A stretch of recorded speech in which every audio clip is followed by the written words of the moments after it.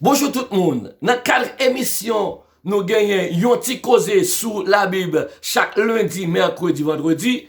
Jeudi, nous voulons faire différence pour vous entre l'expression éternelle et l'expression immortelle. Qu'il est capable d'employer éternel, qu'il est capable d'employer immortel.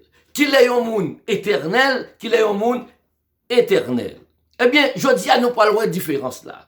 Eh bien, on parle de éternel ou bien éternité, c'est une vie sans fin, illimitée, hors du temps.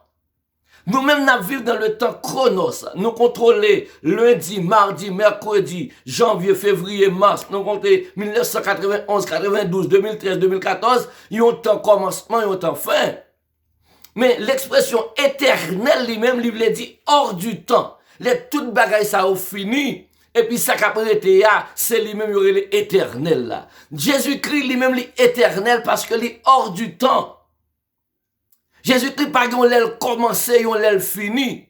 Jésus-Christ pas qu'on l'aile été fait, on l'aile mourir fini. Eh bien nous parlons à travers la Bible un paquet d'expressions et un paquet de versets bibliques qui montraient que Jésus-Christ lui-même c'est éternel. On a regardé pour nous.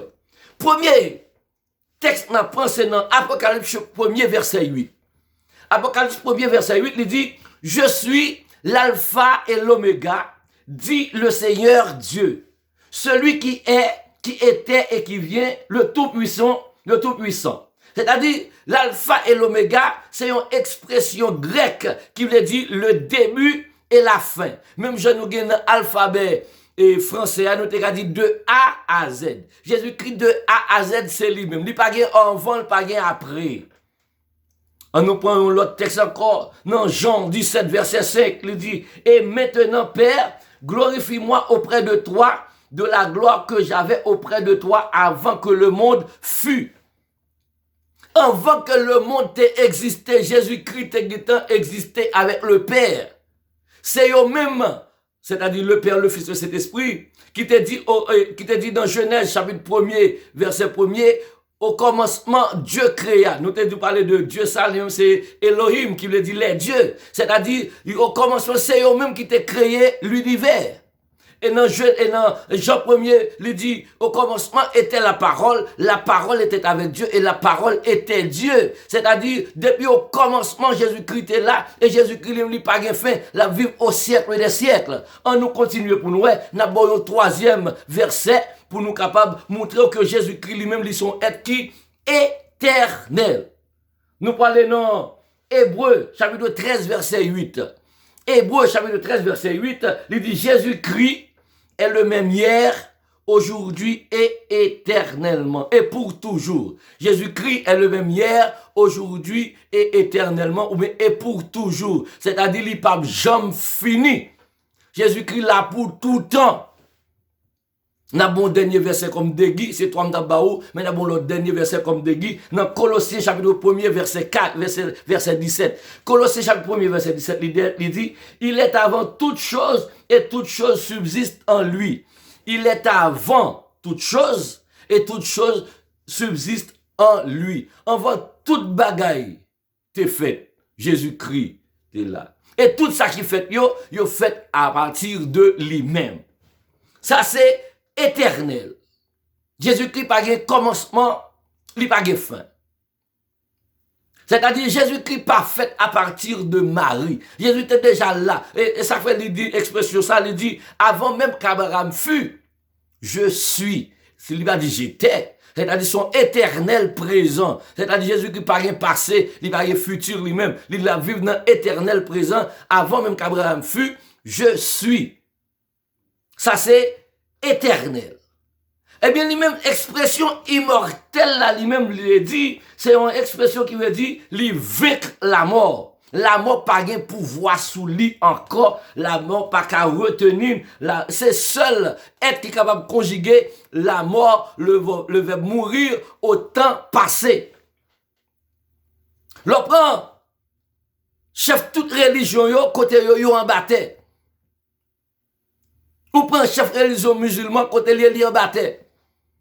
L'on prend religion hindou, côté li en bataille. Tout l'autre, ça qui forme religion par yo, côté yo en bas, yo en bas terre. Mais Jésus-Christ lui-même, il vive éternellement, il vive à jamais, il mourit, il ressuscité et il vive au siècle des siècles. Nous parlons de 3 versets bibliques qui sont capables de prouver que Jésus-Christ lui-même, il vient pour mourir encore et il veut la mort. Première expression, pour mes premiers versets bibliques, nous parlons avec vous, c'est dans Apocalypse 1er verset 18. Je suis celui qui vit et qui était mort. Et voici, je suis vivant au siècle des siècles. Amen. Et j'ai les clés de la mort et du séjour des morts.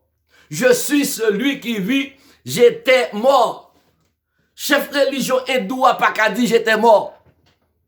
Chef religion et musulman yo pas qu'à dire j'étais mort. Yo tout yo en bataille, c'est seulement Jésus-Christ. Il dit je bâtirai mon église et que les portes du séjour des morts ne peuvent nous rencontrer là. Et bien lui-même il bâtit l'église par là qui c'est l'église de Jésus-Christ. Lui-même il paraît pour mourir encore, lui vivant au siècle des siècles. Amen. J'étais mort.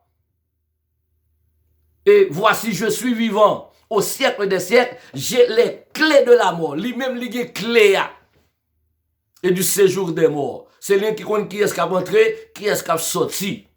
Deuxième texte nous pour nous prendre avec vous, c'est 1 Timothée chapitre 6 verset 16. 1 Timothée chapitre 6 verset 16. Tendez ça, messieurs. Lui seul a l'immortalité. Lui seul a l'immortalité. On répète encore, lui seul a l'immortalité. Pas l'autre monde qui est capable de dire ça, c'est seulement le Dieu des dieux, c'est seulement le Seigneur des seigneurs, c'est seulement celui qui est l'alpha et l'oméga, c'est seulement Jésus-Christ qui est capable de dire, l'immortel, lui seul a l'immortalité, habitant une lumière inaccessible que nul des hommes ne peut ni voir. À lui seul l'honneur et pour toujours. Amen. Amen. Amen. Et troisième texte, nous apprenons avec vous, c'est Romains chapitre 6, verset 9. Romains chapitre 6, verset 9, il dit, sachant que Christ, ressuscité des morts, ne meurt plus. Sachant que Christ, ressuscité, ne meurt plus, la mort n'a plus de pouvoir sur lui. Même moun Jésus-Christ est ressuscité, yo pas qu'à dire ça. Yo pas qu'à conjuguer verbe mourir au passé. Par exemple, Jésus-Christ t'est ressuscité Lazare. Lazare pas qu'à ressusciter verbe mourir au passé. La fille de Jairus, li pas qu'à ressusciter verbe mourir au passé parce que peut-être que ça yo nan tombeau. Jésus-Christ t'est ressuscité, c'est vrai, et bien yo nan tombeau actuellement, yo pas qu'à dire j'étais mort.